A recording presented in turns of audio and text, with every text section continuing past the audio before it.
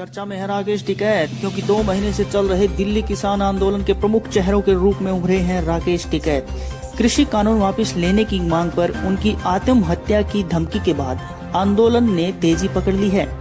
दरअसल टिकैत नाम सालों बाद राष्ट्रीय मीडिया की सुर्खियों में है। कभी चौधरी महेंद्र सिंह उर्फ बाबा टिकैत किसान आंदोलन की मुखर आवाज हुआ करते थे। इस बार महेंद्र सिंह के बेटे और भारतीय किसान यूनियन के प्रवक्ता राकेश टिकैत का नाम खबरों में है। कुछ लोग उन्हें असली किसान नेता कह रहे हैं तो कुछ लोग उन्हें षड्यंत्रकारी भी बता रहे हैं। हालांकि कृषि कानूनों के खिलाफ 2 महीने से चल रहे आंदोलन में पहली बार राकेश का नाम चर्चा में आया है। अभी तक किसान आंदोलन में अधिकांश किसान हरियाणा पंजाब से ही थे। दर्जनों किसान संगठन और किसान नेता इसकी अगुवाई कर रहे थे, लेकिन 26 जनवरी को हिंसक हो गए प्रदर्शन के बाद आंदोलन में दरार पड़ गई और कुछ संगठनों ने खुद को आंदोलन से अलग कर लिया।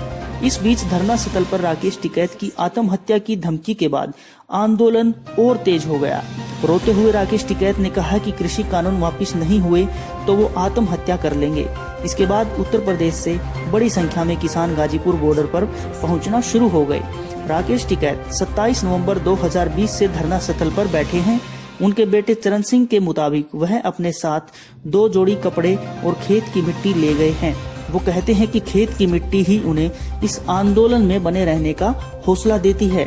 2011 में बाबा टिकैत के निधन के बाद नरेश टिकैत खाप प्रमुख और भारतीय किसान यूनियन के अध्यक्ष बने। पश्चिमी उत्तर प्रदेश के इलाकों में टिकैत खाप का खूब बोलबाला है। नरेश खाप के मुद्दे संभालते हैं तो राकेश टिकैत अलग अलग किसान संगठनों को इकट्ठा रखने के साथ किसानों के हक की लड़ाई लड़ते हैं। खेती किसानी के मुद्दों पर भी वो खूब सक्रिय रहते हैं।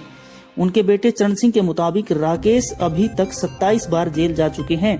हाल ही में उत्तर प्रदेश में गन्ने के मुद्दे पर भी वो जेल में रहे हैं। इसके अलावा मध्य प्रदेश में जमीन अधिग्रहण के विरोध के मामले में भी वो 42 दिन की जेल काटकर आए हैं। राकेश टिकैत 10 साल दिल्ली पुलिस में कांस्टेबल रहे हैं। इस बीच उनके पिता किसान आंदोलन में भी सक्रिय रहे हैं। कई बार ऐसी नौबत आई कि अपने ही पिता के नेतृत्व में चल रहे आंदोलन के दमन कर रहे दल में उन्हें रहना पड़ा। ऐसे में राकेश ने नौकरी छोड़ दी और पिता की राह पकड़ ली। राकेश 2007 में मुजफ्फरनगर की खेतौली विधानसभा सीट से निर्दलीय तौर पर 2014 में अमरोही से राष्ट्रीय लोक दल पार्टी से लोकसभा चुनाव लड़ा, लेकिन दोनों ही बार उन्हें हार का सामना करना पड़ा। और आपको जानकर आश्चर्य होगा कि देश के सबसे बड़े किसान नेताओं में एक महेंद्र उर्फ बाबा टिकैत 1987 में भारतीय किसान यूनियन की नींव रखी थी।